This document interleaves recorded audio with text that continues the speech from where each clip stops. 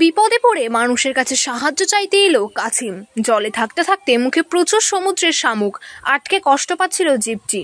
যন্ত্রণায় কাতর হয়ে সাহায্যের জন্য ঘুরে বেড়াচ্ছিল অসহায় কাছিমটি। অবশেষে নৌকায় একদল যাত্রী তাকে দেখতে পায়। নৌকার আশেপাশেই মুখ হা করে ঘুরে বেড়াচ্ছিল সে। কাছিমটিকে ওই অবস্থায় দেখতে পায় যাত্রীরা। ধরে তার মুখ টেনে টেনে শামুকগুলি ছাড়াতে থাকেন যাত্রীরা। সেই ভিডিও ছড়িয়ে পড়েছে সমাজ মাধ্যমে। ঝড়ের গতিতে ভাইরাল হয়েছে ভিডিওটি।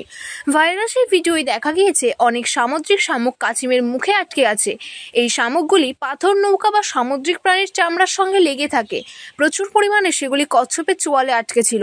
এর ফলে প্রচণ্ড ব্যথায় ভুগছিল প্রাণীটি। নৌকার যাত্রীরা সেটিকে দেখতে পেয়ে ধরে নৌকার ওপরে তোলেন। তাদের মধ্যে একজন ধীরে ধীরে কচ্ছপের মুখ থেকে একে একে সব শামুক বার করে ফেলেন। বাকিরা কচ্ছপটিকে ধরে রেখেছিলেন।